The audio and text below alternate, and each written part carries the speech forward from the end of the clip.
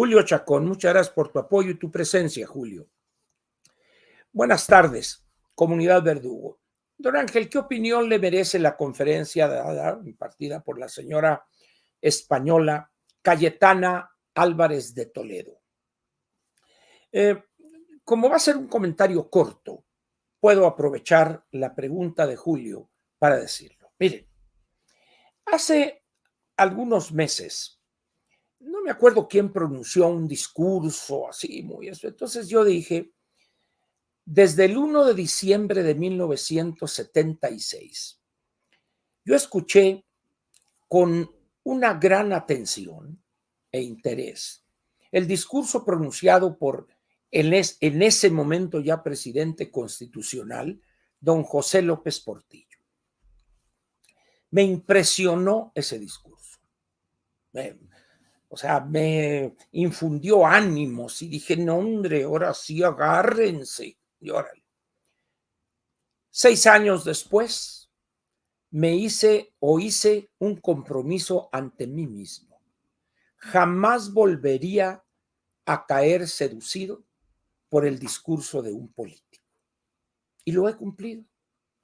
El discurso de Luis Donaldo no me causó impresión alguna. Discurso más, palabras más, y así sucesivamente. El caso de la conferencia o de esta intervención de la señora Cayetana Álvarez, parlamentaria española, diputada española, me ha sucedido lo mismo. Pero aquí hay un elemento diferente que vale la pena señalar. Me sorprendió ingratamente el alud de opiniones casi fundacionales de la lucha por la democracia mexicana, sin pretender en lo más mínimo reducir el talante, el impacto, su además simpatía, su presencia, una mujer además con una fuerte personalidad, guapa, ella dirían en España, guapa, maja, muy bien. Pienso yo que hay una gran ingenuidad o no sé cómo explicarlo. Todo lo que dijo ella en su intervención de 29 minutos, 30 minutos, lo hemos dicho muchos mexicanos desde hace muchos años, de la misma forma e incluso más precisa, de manera más precisa y más clara. ¿Por qué?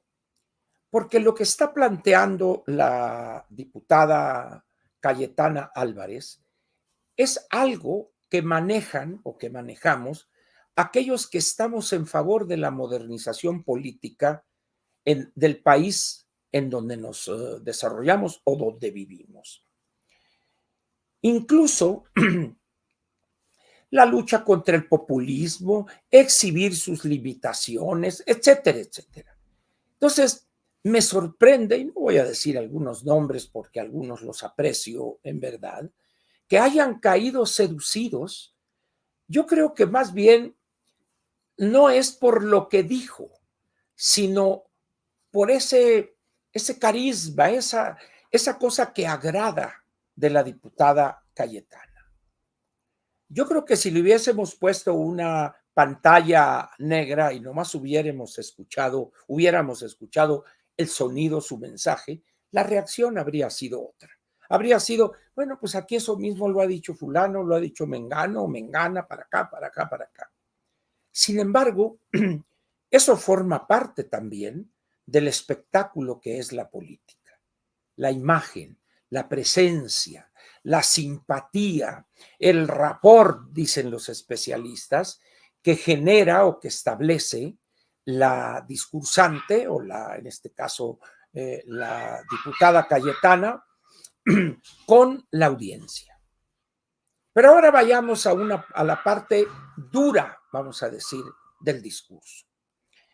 Ella le dedicó una parte importante a los jóvenes y diciendo cosas como, hay algunas personas que dicen que a los jóvenes no les interesa la política. Pues en México también hay muchos que afirmamos eso desde hace muchos años. Y en el caso de México, doy unos datos al 29 de febrero de este año, es decir, hace 12 días, o 11 días, si gusta usted, y seguramente el INE, no sé si mañana o pasado, ya actualice estas cifras, pero si tomamos como referente el que ser jóvenes es tener menos de 30 años, es decir, a los 29, en México hay, de acuerdo al último dato de la lista nominal de electores, y hago una suma muy rápido, 1,960 son 3, 4, son 15, 300, 26, 26, 500. Es decir, en México hay jóvenes menores de 30 años, 26 millones de mexicanos. Muy bien. Cuando escuchamos una intervención como la de la diputada, como doña Cayetana pronunció, y habla a los jóvenes y les interesa la democracia y todo, ahí sí yo difiero de ella. Pensar que un país como México, con un sistema educativo construido y pensado para idiotizar, los resultados están a la vista. Es más fácil que en México 2 personas se den de balazos por una discusión en fútbol si fue penal o no, o que se maten en un incidente menor de tránsito. Pero cuando los lleva uno a quererse interesar en la política, en ese momento rechazan, ya van a empezar, no, ya, olvídense. Entonces yo pienso, es bueno el intento de provocar en los jóvenes mexicanos. Sin embargo, no olvidemos que estamos hablando de un sector de la lista nominal que son 26 millones de jóvenes. ¿Cuántos habría en el salón donde ella dirigió sus palabras a esa audiencia muy selecta? Por supuesto, ¿le parece a usted que habría 1,000, 2,000, 5,000? No lo creo, pero vamos a suponer que sean unas 1,000 o 2,000 personas. ¿Cuántas de esas personas salieron ese viernes que ella pronunció su discurso, inflamados de fervor patrio, y salieron voy a trabajar con los ciudadanos, etcétera? ¿Le gusta a usted que de esos 2,000, unos 40 o 50 salieron? Eso sí, así, máximo. De tal manera, pues, que cuando se trata en países como el nuestro de buscar la participación política, el compromiso político con la democracia de esos jóvenes, se requiere un trabajo que empieza desde edad muy temprana. Y eso en México no existe. Los partidos políticos como tales prácticamente no existen porque no hay trabajo político. Hay grilla, hay búsqueda de mantener privilegios, de buscar posiciones, de escoger a estos, al otro, los grupúsculos, para colocarlos en el Congreso o en algunas posiciones en el Ejecutivo, en sus 3 órdenes. Pero trabajo político, concientización cívico-democrático ciudadana, en este país no existe. Digan lo que digan los cercanos a las dirigencias partidarias, eso no existe en México. Existe en España, un país con una tradición desde el siglo XIX de participación y sólidos partidos políticos. Además, el siglo XX vio en España una dictadura de Francisco Franco, la guerra civil que termina el 39 y luego de ahí viene casi 40 años, 35, 36 años de gobierno de dictadura franquista, y en esos casi 4 decenios se formó una oposición, una conciencia política para derrocar a la dictadura. En México eso no existe, no ha existido, y a como se ven las cosas, vamos a tardar algunos años para que exista. Ese sería el prietito en el arroz que yo vería en el discurso de doña Cayetana. Por lo demás, les recomiendo, hay un libro importante de ella, les voy ahorita a decir el título. ¿Ah? Ahí les va, vamos a ver, porque vale la pena leerlo. Es un libro interesante, lo presento aquí en el Kindle porque es más manejable. Cayetana Álvarez de Toledo, políticamente indeseable. Esta expresión última la pinta ella, aguerrida. Muchos desearían que no estuviera en el Congreso de los Diputados. Ahí habla de su biografía política, las batallas que ha dado. Vale la pena leer este libro. Está en librería, en la editorial B, es una editorial española, lo pueden encontrar ustedes, políticamente indeseable. Y repito, hay un elemento que hace que doña Cayetana sea atractiva desde el punto de vista político. Lo dije y lo repito. Su presencia, es una mujer guapa, y no lo digo peyorativamente, ni intento hacerlo, pero eso es una cualidad, es importante eso en la lucha política, la presencia, la imagen, una mujer bien arreglada, la ven ustedes con ese pelaje, esa cabellera rubia, etcétera, y el manejo del micrófono, las inflexiones, bien, lo que es, los que saben de esto estarán de acuerdo conmigo, que es una mujer buena para pronunciar discursos o intervenciones, tanto en el atril, allá en el Congreso en España, como en cualquier escenario donde ella se pare. Les recomiendo pues que busquen ese libro, Políticamente Indeseable, y si el discurso de ella les ha parecido excelente y los ha movido y les ha simbrado, dedíquense a la política en este sentido. Involúcrense, comprométanse. Hay una frase donde planteó ella, sean como salmones. Ella toma de los salmones el nadar contra la corriente. Nadar contra la corriente cuando ya ellos van a morir, a desovar, y para que se inicie un nuevo ciclo de vida. Y les cuento a ustedes que allá en Obregón hay un pueblo en la parte norte que se llama Cocorito, que era uno de los pueblos yaquis.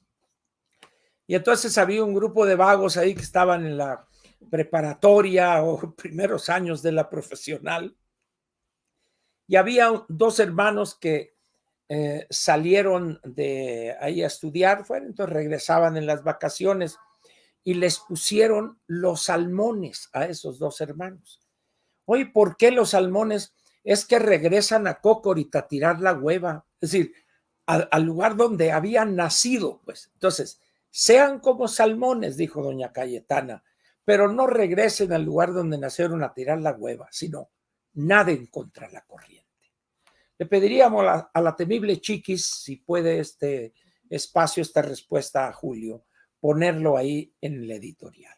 Muy bien, esa es la opinión que me merece, Julio, esa intervención. Y agrego nada más para algunos, ya que estamos centrados en gastos.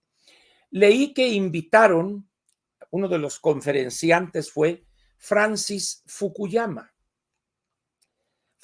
Francis Fukuyama es un gran intelectual que tiene una obra muy importante. Mucha gente lo conoce solamente por el título de uno de sus libros, el que trata de que se acabó ya la lucha política porque la democracia liberal, el fin de la historia, The End of History, se llamó en inglés. Sin embargo, tiene una extensa obra, sobre todo en los últimos años ha trabajado mucho sobre el orden político, la construcción del Estado. Es un hombre brillantísimo. Por eso me sorprende que los organizadores hayan invitado a un personaje, un científico social como Francis Fukuyama, Y podría arriesgarme a decir que de los 2,000 que estuvieron ahí, si fueron 2,000, yo creo que menos del 2% han leído algo de Francis Fukuyama. Y nada me gustaría más que estar equivocado y que me dijeran todos los que allí estuvieron han leído la obra de Francis Fukuyama. Pero en fin, a partir de este momento comienza el editorial de Platica con Ángel, correspondiente, perdón, al 11 de marzo del año 2024. El título del editorial hoy es ¿qué pasaría si no hubiere elecciones? ¿Qué pasaría si no hubiere elecciones? Esta pregunta no es en modo alguno irrelevante. Es una pregunta de una gran importancia. ¿Por qué razón? La democracia como régimen político o sistema de gobierno es una forma de ver el desarrollo político relativamente reciente en el mundo. Si bien hay registros de sociedades humanas desde hace algunos miles de años, no muchos, pero los hay, pero la democracia, como la conocemos hoy, un voto, una persona, un voto, la democracia es un sistema para contener el absolutismo del gobernante, etcétera, etcétera, lo que usted conoce quizá mejor que yo, es algo muy reciente en la historia de la humanidad. Algunos hablan de que empieza a gestarse allá en, lo que hoy es el Reino Unido, pero allá en aquellas épocas con aquella famosa la Magna Carta, donde los plebeyos en esa carta obligan al soberano a someterse al ciudadano o al plebeyo, vamos a ponerlo así. Esto sucedió, si no estoy equivocado, en mis clases de historia universal de hace muchos años, allá por el siglo XIII. Pero a medida que el capitalismo empieza a florecer, a desarrollarse y consolidarse en esa Europa, en los Países Bajos, fundamentalmente, lo que hoy es Holanda o algunos otros, luego, posteriormente, ya para el siglo XVII, XVIII, XIX, en lo que era Britania o la pérfida Albión, en Inglaterra, como gusten ustedes, y luego en otras partes de lo que hoy conocemos como Europa. Y empieza el capitalismo, donde la libertad de trabajar, de producir, de intercambiar cosas, etcétera, entre dos o más personas, empieza a establecerse, a arraigarse. Recordarán ustedes que en la época feudal estaba el noble, que podría ser un duque, un príncipe o lo que gusten ustedes, y se le había asignado un cierto número de hectáreas, una superficie para ser explotada desde el punto de vista de la agricultura, y con eso y con ello un grupo de siervos. El fenómeno del feudalismo es la servidumbre.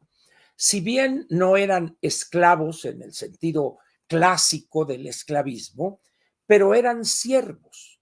Entonces el personaje feudal, el noble, les entregaba una cierta superficie para que la trabajaran, etcétera, y le dieran un porcentaje a él como propietario de eso. Pero ahí en esos ambientes empezaron a surgir algunos oficios practicados por el herrero, por el que curaba animales o el que sabía cómo domarlos, etcétera, etcétera. Y llega el momento en que estos dicen, oye, ¿y yo por qué tengo yo que darle a este y vivir sujeto a sus humores o lo que sea? Entonces escapan de ese dominio del señor feudal y se van a a crear unos nuevos asentamientos humanos que se llamaron los burgos. De ahí es donde viene la palabra la burguesía, que era el conjunto de personas que vivían en ese burgo. Por eso en Europa hay muchas ciudades, Nuremberg, Rotemburgo, etcétera. Entonces ahí se asentaron los comerciantes, los herreros, personas que no tenían la tierra y su cultivo como actividad principal. Pero ellos querían libertad para ejercer su oficio. Esa es, vamos a decir, una etapa más avanzada del capitalismo. Posteriormente, llega un punto tal esas sociedades que se hacen complejas y ya requieren una estructura para resolver diferendos, para castigar las faltas de algunos o de algunas, etcétera, etcétera, y empieza a gestarse la construcción de eso que llamamos hoy el Estado moderno. Y eso ya es la parte, vamos a decir, política de aquel desarrollo económico del sistema capitalista, y se da un binomio indisoluble si es que un país o una sociedad quiere progresar. El capitalismo, la economía de mercado en la esfera de la economía, en el ejercicio pleno de la libertad del individuo, convertido ahora en ciudadano, y por otro lado, la parte de una estructura de normas que para hacer que la convivencia fuere pacífica y civilizada, esas sociedades se dieron. Entonces tenemos así la llegada al siglo XVIII, vamos a decir, o ya XIX de una manera más clara, más completa, y ahí es donde empieza a surgir esto que llamamos la democracia.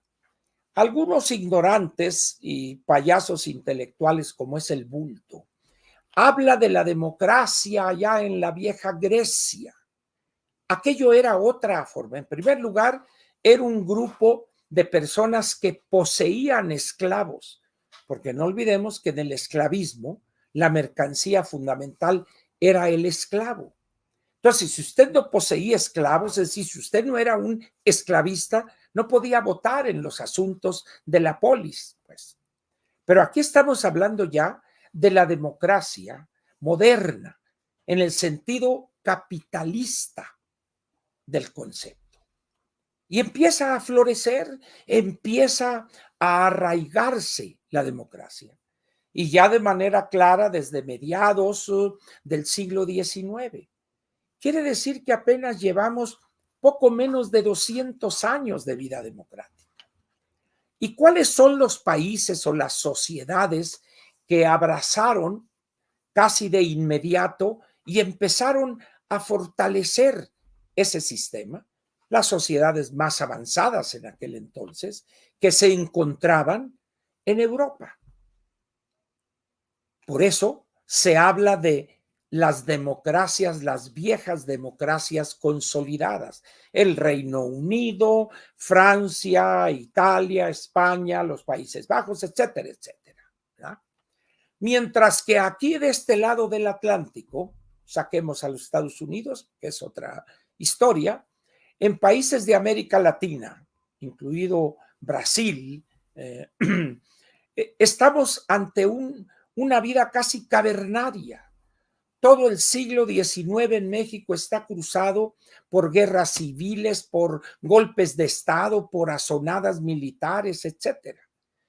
Y la democracia empieza a cobrar visos de legitimidad a partir de las leyes de reforma, allá por los años 50 o 60 del siglo pasado.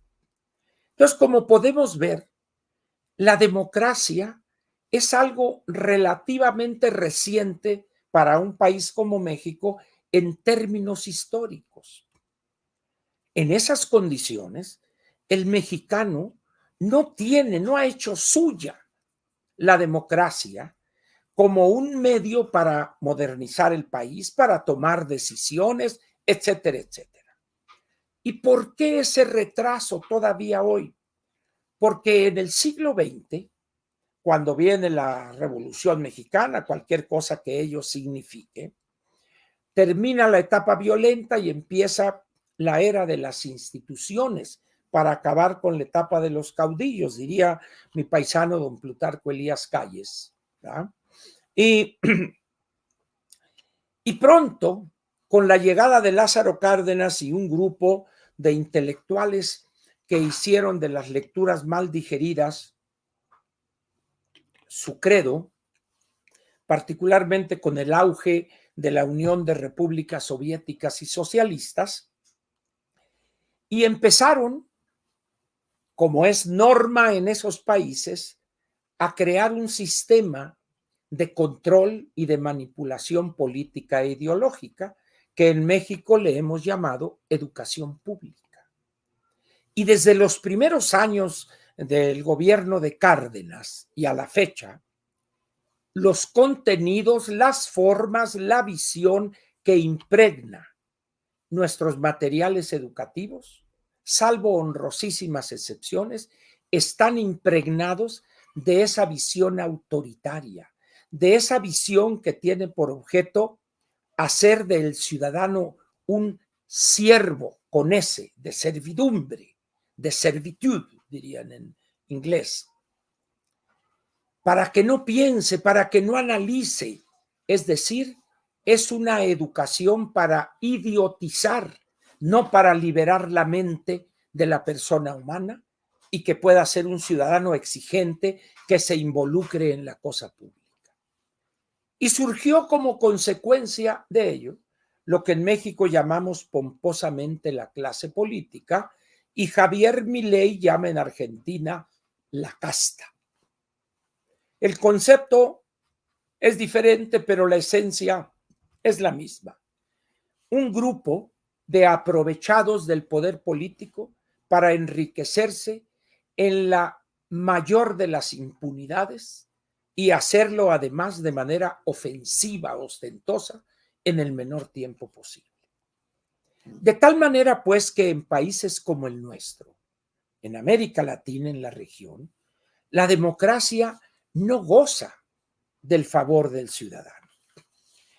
Y en estas condiciones, les leo a ustedes, creo que ya se los mostré, este trabajo reciente del Pew Research Center de Estados Unidos, que el título del estudio es ¿A quién le gusta el autoritarismo y cómo quisieran cambiar su gobierno? Aquí está. Who likes authoritarianism and how do they want to change their government? Entonces viene en la segunda página y dice, el apoyo para el autoritarismo es elevado en muchos de los países de ingreso medio. Aquí está este pequeño.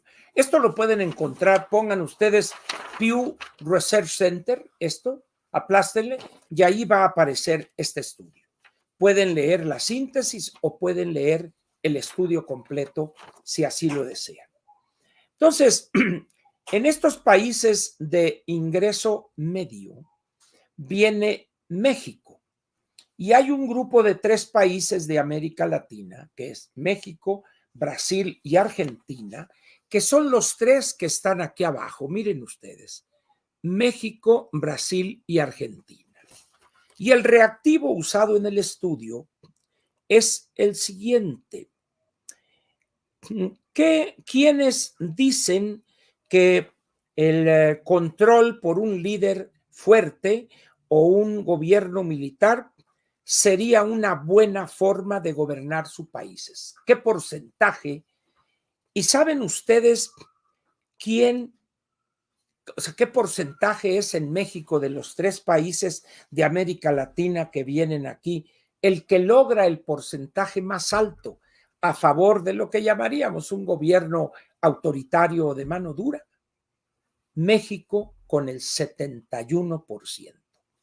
Brasil tiene el 57% y Argentina el 48%. Dicho de otra manera, en Brasil, no obstante su atraso, y en Argentina, ven con mejores ojos o con menos malos ojos un gobierno autoritario. Pero en México, 7 de cada 10 mexicanos, el 71%, dicen mano dura. Entonces, si nosotros cruzamos esto con el desinterés por la democracia, por la participación ciudadana, pues la explicación es clara. Para que un gobierno autoritario, que no dictadura ni tiranía, que ahorita les recomiendo una lectura que hoy apareció en el periódico El Financiero, es importante que hagamos este análisis, esta disección, para entender por qué al mexicano la ley, la democracia, el respeto de la norma se orina en ellas. Textos legales, la Constitución les vale. El mexicano adoptó con un gran interés y aplauso y cariño la figura del cacique, que además esa fue una de las formas de gobierno que trajo la conquista española. En esas condiciones, pues, estamos educados, tenemos una visión en lo que se refiere a nuestra posición ideológica a favor del autoritarismo. Por eso hoy, a pesar de los atropellos a la Constitución y a las leyes de parte del bulto y los suyos, a millones de mexicanos eso no les preocupa, no les importa. Pero vayan ustedes a España, vayan ustedes al Reino Unido, vayan ustedes a Francia o a los países nórdicos y van a ver que allá es un crimen de lesa patria. Aquí no. Por el contrario, la cosa rápida, ¿no? Órale, rápido. Oye, pero se va a violar esta ley. No importa, la cosa es que se haga, dice. En ese espacio, en ese terreno, la pregunta surge incontenible. ¿Qué pasaría si no hubiera elecciones? Porque las elecciones son el instrumento de las democracias para poder cambiar pacífica y legalmente y legítimamente de un gobierno a otro. Pero al gobierno, al mexicano, eso no le impacta, no le interesa, pues. Entonces, aquí viene la pregunta que titulo, o sea, la frase de la colaboración de Raudel que dice la inutilidad de las propuestas de campaña. Y la mañanera de hoy, lunes por la mañana, de Ángel Verdugo.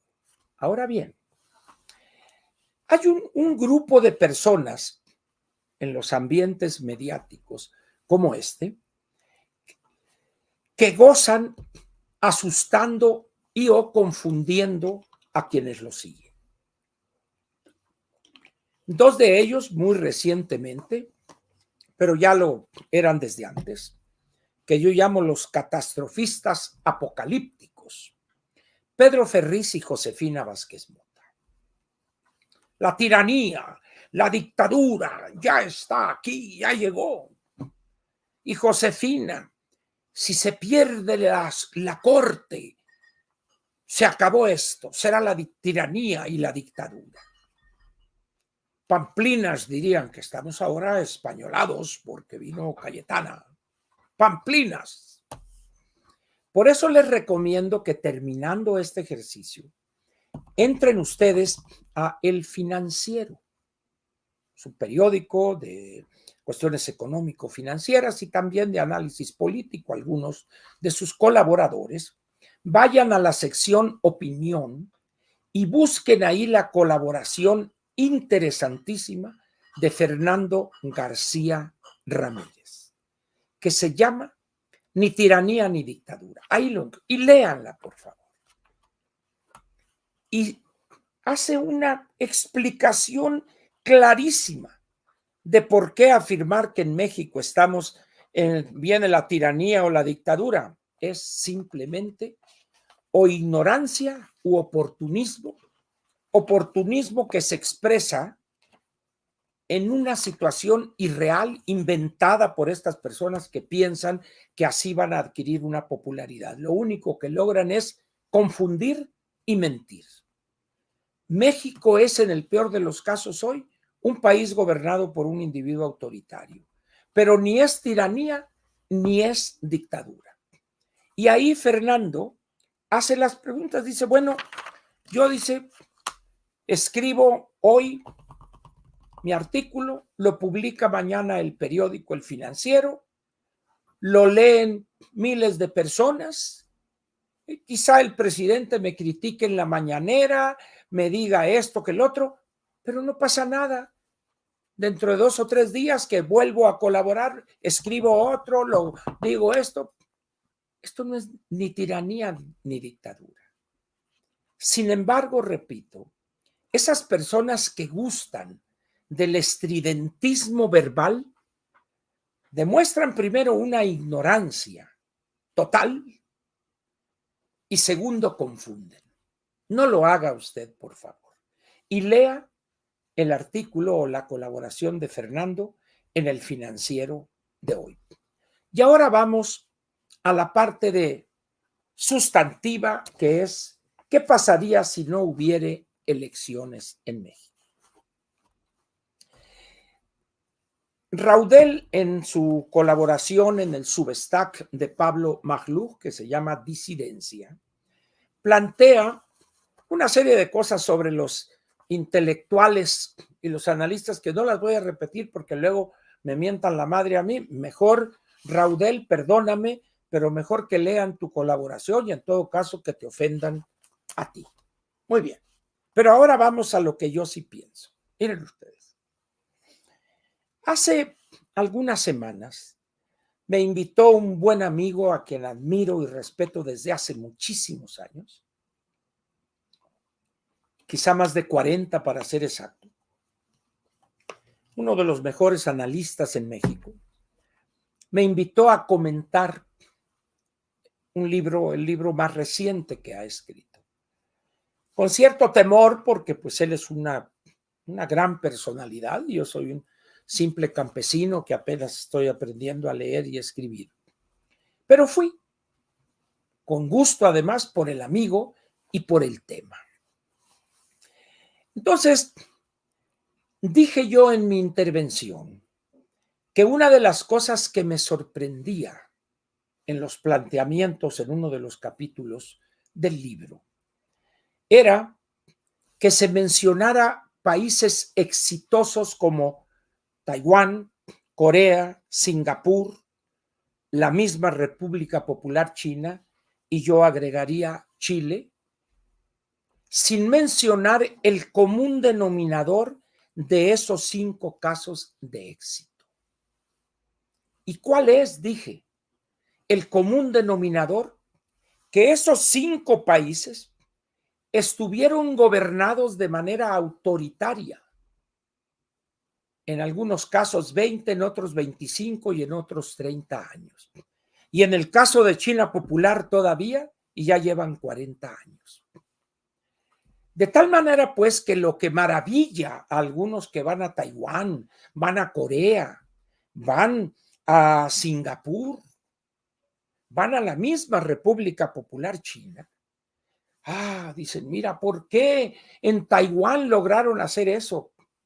Se les olvida o lo desconocen que en 1949, en abril, Chiang Kai-shek, que era el presidente de la China nacionalista, de la República de China en aquel entonces, así se llamaba, huye cuando ya las tropas del Ejército Popular de Liberación casi lo cercaban ahí, y él abandona el territorio de China en la ciudad de Tianjin, si no estoy equivocado, o Nankín, perdón, que era la sede del gobierno de Chiang Kai-shek, a una isla de pescadores, una isla Formosa, la isla hermosa en portugués, y puros pescadores, un pequeño pueblito, y había algunas cosas ahí de japoneses, etcétera, pero el señor gobernó con mano dura y con una clarísima visión de futuro durante 30 años vamos a ponerle. Y luego le entrega el poder a su hijo. Él era Chiang Kai-shek y su hijo era Chiang Chuk-kuo. Y duró 10 años más. Cuando ya Taiwán había llegado a un nivel tal de calidad de vida, de educación, etcétera, etcétera, en ese momento empieza a permitirse la actividad democrática y la legalización de partidos políticos. Otros diferentes al Kuomintang, que era el único admitido ilegalmente que funcionaba. Pero era un eufemismo eso. Entonces esos casi 40 años de mano férrea, del 49 a principios de los años 80, eso explica el éxito de Taiwán. Pero si nos vamos a Corea, resulta que después del 53, cuando se firma aquella cosa que no es un armisticio, sino es un acuerdo ahí medio raro, Corea estaba destrozado ese país, un país de campesinos, un país agrario. Y entonces llega un señor, Park Geun-hye, y gobernó 20 y tantos años, pero también con mano dura, férrea y con una claridad de lo que quería hacer de ese país. Primero la educación de calidad, de excelencia, nada de sindicatos, nada de partidos políticos, órale, a darle duro y para adelante. Pero le gustó tanto el poder que ya no quería irse. Entonces la CIA en un determinado momento les ayudó a un grupo de militares coreanos y le dieron gas avión. Todavía siguió con un gobierno de mano dura, pero llega el momento en que se abre la República de Corea. Pero ya después de haber alcanzado un nivel de desarrollo increíble, impensable, 15 o 20 años antes. Singapur ni se diga, una situación más o menos similar, donde Lee Kuan Yew era el mero mero, y luego le pasó a su hijo la estafeta. Y una vez que ya estaban con una excelente educación, una burocracia de primera, etcétera, etcétera, en ese momento se abre políticamente el país. China se abre en lo económico en 1989, 79, 80, con aquello del gato, no importa el color del gato con tal de que case ratones, y a la fecha todavía siguen 40 años, 43 años después, con esa dictadura férrea, pero ya se notan algunas fisuras y en 10, 15 años probablemente China no le quede otro camino que tener que abrirse a la vida democrática. En el caso de Chile, para no meternos aquí en una polémica de la responsabilidad del gobierno de Allende y los grupos radicales, etcétera, etcétera, pues resulta que lograron en 17 años, del 73 al 90, sentar las bases de lo que Chile construye y que hoy todavía, no obstante, el joven Boric, este radical de cubículo y de asamblea estudiantil, pero se debió también a esos 17 años de mano dura. ¿Qué les quiero decir con esto? Que esos países, esos 5, y todavía China dice, no necesito democracia de tipo occidental, ¿no? Esa es otra cosa, es para ustedes allá. Pero hay un país hoy que ya es el país más poblado del mundo, la India, que el señor Narendra Modi llegó con la democracia, pero resulta que el señor se ha convertido en un gobernante autoritario. ¿Con miras a qué? A hacer lo que hizo China. Lograr la modernización económica, pero con mano dura. Va a llegar el momento, en un descuido, que Modi diga, a ver, señores, aquí se va a marchar por la derecha, y órale, a darle. O que lo tumben, o que pierda en una elección democrática el poder y sigan ahí. ¿Qué quiero decirles con todo esto?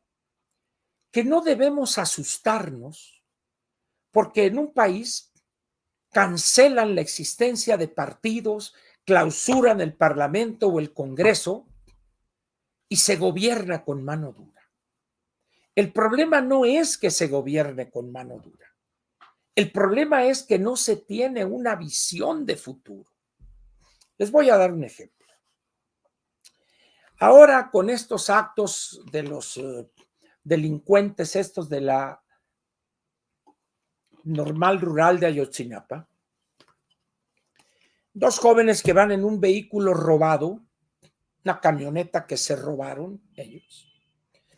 Van dos jóvenes, uno de ellos de un nombre rarísimo. Yo no sé cómo a ciertas familias campesinas se les ocurren estos nombres. Yankee Rotán, con H después de la T. Y dice uno, bueno, ¿viste qué nombre? Pues quién sabe, pero así se llama el joven que ha fallecido. Hay un retén en Chilpancingo o afuera de Chilpancingo, un retén policíaco. Muy bien. Entonces ven acercarse a esa camioneta y que la tenían en un reporte de robo. Le marcan el alto, les vale y le avientan la camioneta y los policías disparan para detener a quienes ahí iban. Ellos no sabían, no hay que dejarlos ir porque son dos estudiantes de la rural de Ayotzinapa que vienen de protestar. No. Hoy vean ustedes, ya el gobierno pues les va a pedir disculpas, no miren, van a meter a la cárcel el policía que disparó, etcétera, etcétera. ¿Qué hacer ante eso? Lo primero es cerrar esa rural, esa escuela rural que no sirve para nada salvo para crear delincuentes y ladrones y cómplices de narcotraficantes, porque esos son la mayor parte de esas normales rurales. ¿Qué va a pasar o qué pasaría si esta cueva de ladrones que es el CENTE se divide en 32 sindicatitos y son manejados por los gobiernos estatales? Órale, allá vete allá con el gobernador de Sonora, no, ahí se anda en China ahorita, le gusta pasear mucho, como tiene un jet, un Falcon, ahí anda paseando, ¿verdad? Es decir, pero dices, oye, luego el caso de la delincuencia, los grupos armados, etcétera, etcétera, lo que usted conoce y padece. ¿Alguien se opondría a que hubiera un control? Pues el 71% en este estudio de una entidad como el Pew Research Center, que es de primera, pues al menos 7 de 10 mexicanos dicen mano dura contra esto, lo que signifique. ¿Por qué? Porque se ha demostrado en los últimos 70, 80 años que si no hay seguridad jurídica, paz, respeto de la ley y convivencia civilizada y pacífica, no hay confianza del inversionista, no llega inversión, no hay creación de empleos, de fuentes de empleo permanente, no hay impuestos, etcétera, etcétera, etcétera, lo que sigue. ¿Qué hacen los gobiernos que no están dispuestos a tomar esas medidas impopulares? Llegó inversión el año 23, que es un récord, 36,000 millones de dólares. Entonces ya cuando uno lee las letras chiquitas, resulta que solamente llegaron 3,400 o 3,500 millones de dólares. Esas fueron las nuevas inversiones. Y luego cuando uno lee la prensa extranjera, se entera, ya ve que aquí, y vamos a traer empresas para fabricar aquí a los microchips y los microprocesadores. ¿Sabe dónde van a poner una gran empresa de microchips en el mundo? Que va a ser el ganón en Malasia. En Malasia, que antes se llamaba Unión Malaya, a donde estuvo unido Singapur. Y cuando Lee Jung-kwe vio que por ahí no había futuro, dijo, no, vámonos nosotros solos, ¿verdad? Entonces, ya se anunció una gran inversión en Malasia de microchips, de microprocesadores. ¿Y saben ustedes qué tipo de gobierno hay en Malasia? De mano dura, autoritario. Aquí está. Esto está calientito. Esto es de ayer. Ayer domingo apareció en la edición electrónica del Financial Times. Aquí está. Malasia, 2 puntos. El ganador sorpresa en la carrera Estados Unidos-China en la guerra de los chips. Y dice uno, ¿por qué no en México? Porque no hay condiciones de seguridad y respeto de la ley en México. Muy bien. Ahora esto me lleva a reforzar lo que plantea Raudel en esta joya que es su colaboración de ayer en Disidencia. Les pone una zurra a esos opinantes. Él no dice que son los de tercer grado o los de la hora de opinar, eso lo digo yo, pero los exhibe en su ignorancia y en su soberbia intelectual. Y para demostrar nada más la justeza de las palabras de Raudel, le pido a usted, el problema es que el Reforma es bajo suscripción. La colaboración de Sergio Sarmiento hoy, que se llama Nos llevó el tren, es una colaboración de una contundencia que vale la pena ponerle en un marco esto. Esta colaboración de Sergio toma este artículo del 6 de marzo del Financial Times. ¿Pueden los trenes europeos competir con las aerolíneas de bajo costo? Repito, ¿pueden los trenes europeos competir con las aerolíneas de bajo costo? Y la respuesta es no. Por muchas razones. Léalo aquí en el Financial Times. También requiere suscripción, pero trae en este largo artículo una serie de ejemplos donde prácticamente es imposible que los trenes puedan competir. Muchas personas piensan en México, no hombre, vete de tal ciudad a tal ciudad en tren. No tienen idea de lo que están diciendo. Es carísimo el tren en Europa. Baratísimo las líneas de bajo costo aéreas. En